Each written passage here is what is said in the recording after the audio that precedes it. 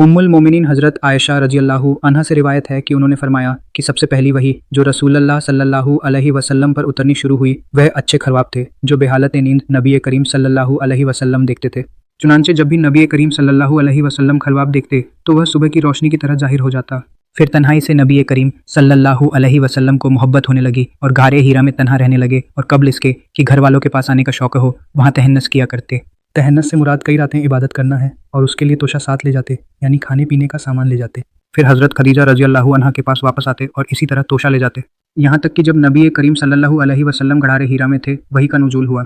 चुनांचे नबी करीम सल्लल्लाहु अलैहि वसल्लम के पास फरिश्ता आया और कहा पढ़िए। नबी करीम सल्लल्लाहु अलैहि वसल्लम ने फरमाया कि मैंने कहा मैं पढ़ने वाला नहीं हूँ। नबी करीम सल्लल्लाहु अलैहि वसल्लम बयान करते हैं कि मुझे फरिश्ता ने पकड़कर जोर से दबाया यहाँ तक कि मुझे तकलीफ महसूस हुई। फिर मुझे छोड़ दिया और कहा पढ़िए। मैंने कहा मैं पढ़ने वाला नहीं हूँ। फिर दूसरी बार मुझे पकड़ा और जोर से दबाया यहाँ तक कि मेरी ताकत जवाब देने लगी। फिर मुझे छोड़ दिया और कहा पढ़िए। मैंने कहा मैं पढ़ने वाला नहीं हूँ। नबी करीम सल्लल्लाहु अलैहि वसल्लम फरमाते हैं कि तीसरी बार मुझे पकड़कर जोर से दबाया फिर छोड़ दिया और कहा पढ़िए अपने रब के नाम से जिसने इंसान को जमे हुए खून से पैदा किया।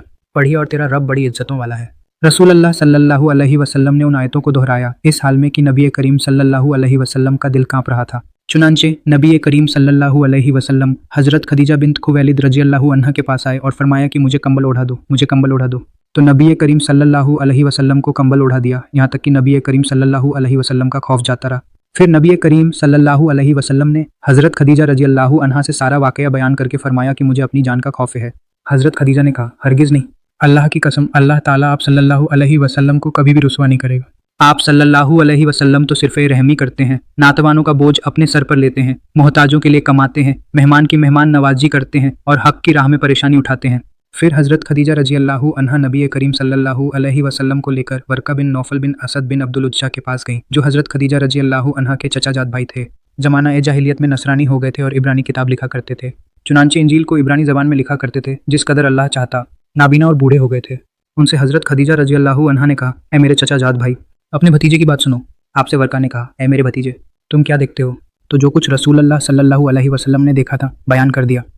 वर्का ने नबी करीम सल्लल्लाहु अलैहि वसल्लम से कहा कि यही वह नामूस है जो अल्लाह ताला ने हज़रत मूसा अलैहिस्सलाम पर नाजिल फरमाया था। काश मैं नौजवान होता, काश मैं उस वक्त तक जिंदा रहता जब तुम्हारी कौम तुम्हें शहर बदर कर देगी। तो रसूलुल्लाह सल्लल्लाहु अलैहि वसल्लम ने फरमाया क्या वह मुझे निकाल देंगे?